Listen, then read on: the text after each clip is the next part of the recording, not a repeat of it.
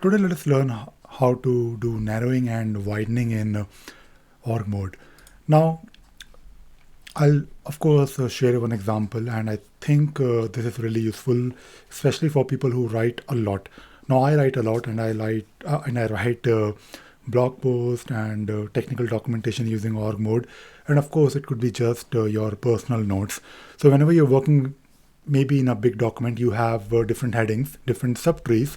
For example, if you look at this particular blog post, it is a big blog post where I'm talking about different things that you can do with org mode, and I'm also talking about blogging with Emacs.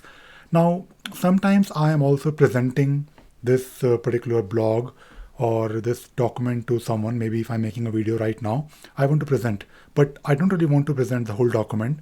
So you can basically do this for presenting, but also when you're writing a document. For example, if you are, let us say, just focusing on a specific portion of a document or a specific header. For example, let us say if I have to explain you what is narrowing and what is widening, I can open the document, I can go to this subtree, and it works great. But what if I just want to focus on this particular subtree, not the whole document? So there is a way of doing it by narrowing. So when you press Control X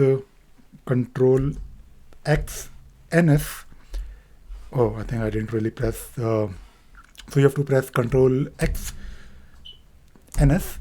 You are now focused on this particular subtree only, and it is great because although I'm working in a big document, but I'm just showing you narrowing and maybe widening. So this is great, and maybe you have one more subtree under it. So let us say if you have another subtree, and you may again want to focus on this subtree only, not the parent, which is again focused view right now. So I can do something like Control X NS, and now we are back to now we are actually further narrowing. Now we are further narrowing to another subtree, which is of course part of a big document. Now we can again go back to the original view by pressing Control X and W, and now we are back. So this is something really important, and I think this can be useful when you are writing document and you just want to focus on that particular part. I talked about doing something similar with a code block. So if you are working with a code block, you can actually open that particular code block when you're using, of course, org Babel in a separate buffer. And when you open that in a separate buffer, you can do a lot of formatting. I mean, you can have a proper mode. For example, if you are writing a Java code within your org file, you can then use the Java mode when you open that particular source block in a different buffer.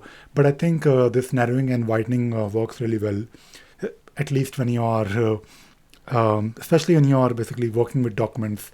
And I find it really important because I also make a lot of videos, and I don't really want to show the entire document. I mean, I don't mind showing it to you, but I think when I'm trying to explain what is narrowing and what is widening, it is much better if I just focus on that particular subtree.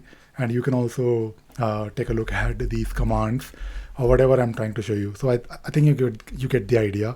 So do take a look at narrowing and widening. I think it will make the writing experience much more richer, I think.